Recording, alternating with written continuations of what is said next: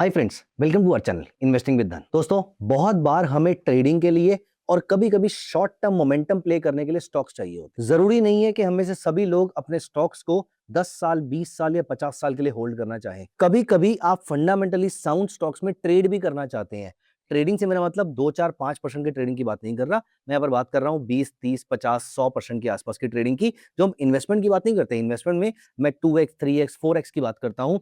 लेकिन कभी-कभी आप 20%, 40%, 50% के लिए स्टॉक्स को इन्वेस्टमेंट कम ट्रेडिंग कर सकते हैं। इसको शॉर्ट टर्म इन्वेस्टिंग बोले या लॉन्ग टर्म ट्रेडिंग बोले या सिंपल भाषा में मोमेंटम ट्रेडिंग बोले। दोस्तों, अगर आप मोमेंटम ट्रेडिंग या मोमेंटम इन्वेस्टिंग भी करना चाहते हैं तो यहां पर आपकी बेसिक रिक्वायरमेंट होती है कि आपको हाई ग्रोथ वाले स्टॉक्स चाहिए होते हैं। अब सबसे कॉमन क्वेश्चन जो सबके माइंड में आता है वो यही है कि अगर मुझे इन्वेस्टमेंट के लिए मोमेंटम कैच करना है तो मैं हाई ग्रोथ स्टॉक्स कैसे ढूंढ सकता हूं। और दोस्तों, ये क्वेश्चन हमें रिसेंटली बहुत सारे हमारे व्यूअर्स ने अलग अलग वीडियो में कमेंट्स करके भी पूछा।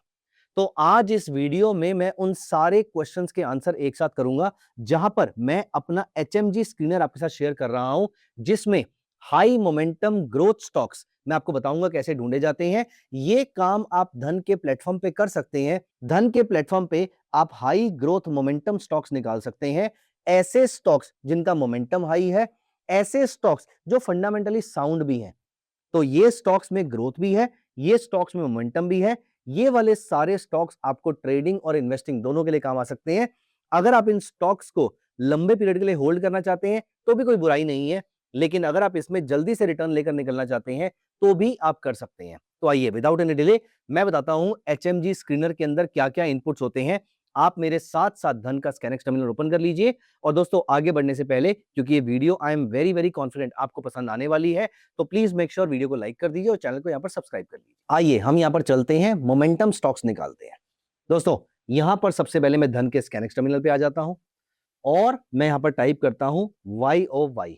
शॉर्ट टर्म पैरामीटर देख रहे हैं, 1 साल के पैरामीटर देख रहे हैं। आप नोटिस करेंगे यहाँ पर आपको मिलेगा Y on Y quarterly sales growth, Y on Y quarterly profit growth. इन दोनों को ही आप यहाँ पर अप्लाई कर लीजिए।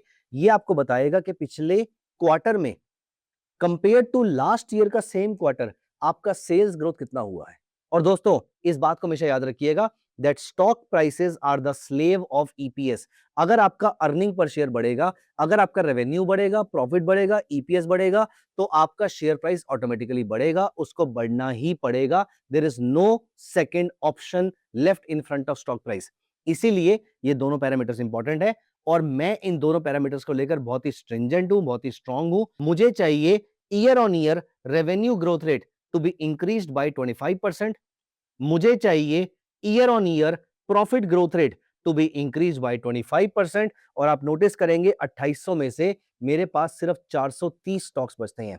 देयर आर ओनली 430 स्टॉक्स जिनका Y on Y sales growth rate 25% से ऊपर है, जिनका Y on Y profit growth rate 25% से ऊपर है। दोस्तों, ये दोनों कंडीशन डालने पर आपने अप्रोक्सीमेटली 70% स्टॉक्स को यहां से बाहर कर दिया है। इन 30% स्टॉक्स में से भी हम सिर्फ 10% तक या 5% तक पहुंचना चाहते हैं। तो अगले पैरामीटर पे चलते हैं। मैंने पहले ही बताया था कि EPS बहुत ही इंपॉर्टेंट पैरामीटर है। तो वो कंपनी जिसका EPS बढ़ रहा है उसका स्टॉक प्राइस मोमेंटली बढ़ेगा ही बढ़ेगा, उसके पास कोई ऑप्शन नहीं होता है। इसीलिए मेरा अगला पैरामीटर अनडाउटेडली EPS रहेगा।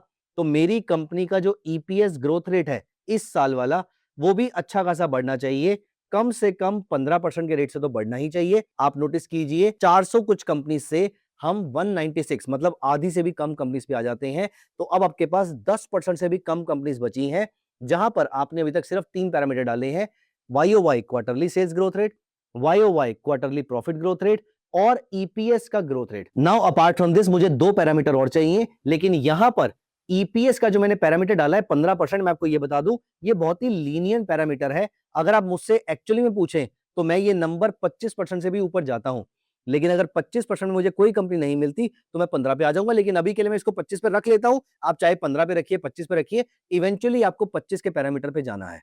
अब यहां पर देखिए आपके सामने 196 से भी कम कंपनीज बचेंगी। लेकिन अब यहां पर 2 पैरामीटर और हैं जो हमारे लिए बहुत इंपॉर्टेंट है। अब जो अगले पैरामीटर्स है वो मुझे ये बताएंगे कि मेरी कंपनी अपने शेयर होल्डर्स और अपने क्रेडिटर्स के लिए रिटर्न जनरेट कर पा रही है, नहीं कर पा रही। क्योंकि आने वाले टाइम में उन्हीं कंपनी को मोमेंटम मिलेगा जो कंपनीज अपने शेयर होल्डर के लिए और अपने सारे स्टेक होल्डर्स के लिए रिटर्न जनरेट कर पा रही होगी। तो यहां पर मेरे सामने दो पैरामीटर्स आ जाते हैं। एक आ जाती है रिटर्न ऑन इक्विटी और एक आ जाती है रिटर्न ऑन कैपिटल एम्प्लॉयड।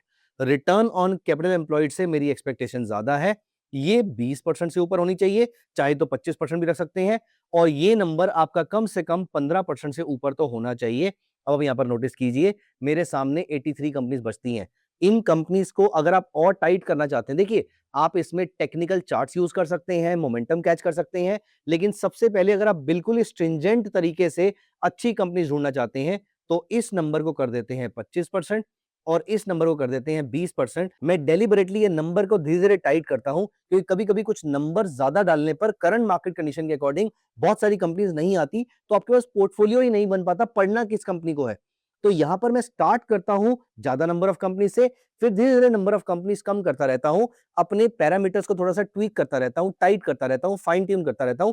इससे मेरी नंबर ऑफ कंपनीज कम हो जाती हैं।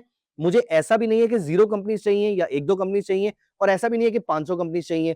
तो मोटा मोटा जितना आपके पास टाइम है उसके बेसिस पे पैरामीटर्स में 1-2% चेंज करके आप नंबर ऑफ कंपनीज इंक्रीज और डिक्रीज कर सकते हैं। अब दोस्तों मैं इन सारी कंपनीज में से सिर्फ और सिर्फ प्रॉफिटेबल कंपनीज लेना चाहूंगा।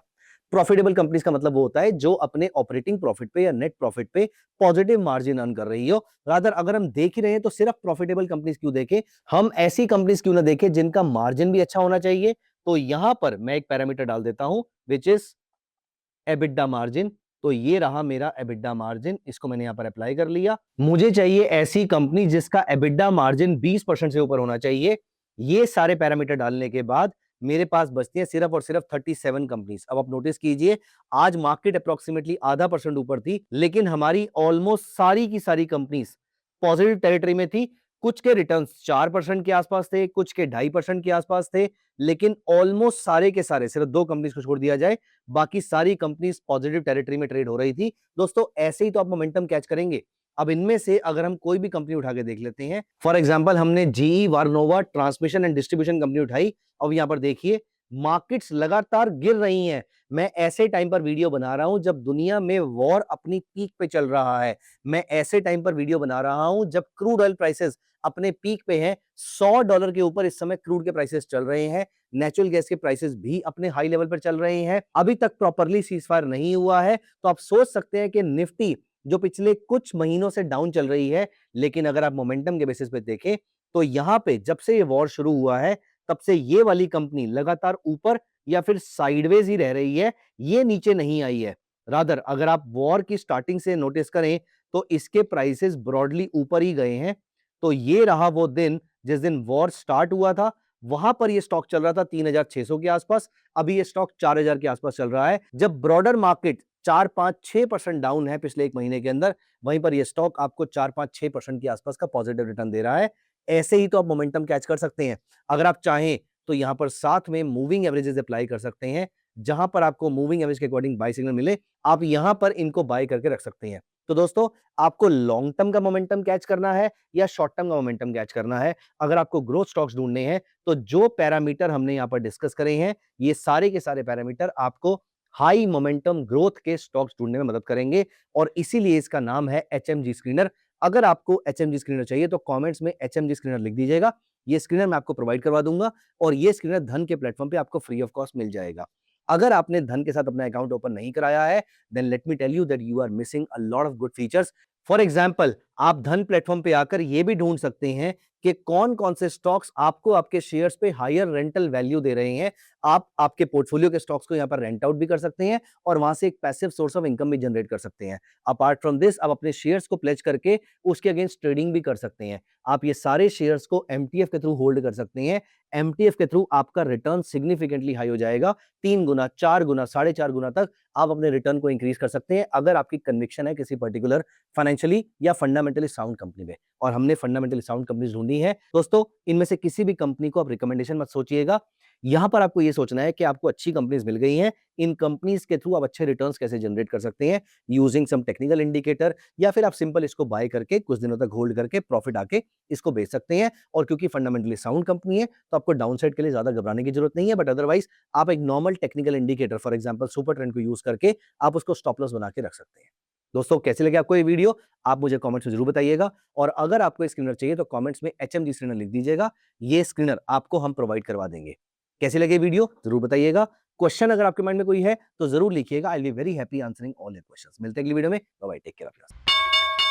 Investments in the securities market are subject to market risk. Read all the related documents carefully before investing.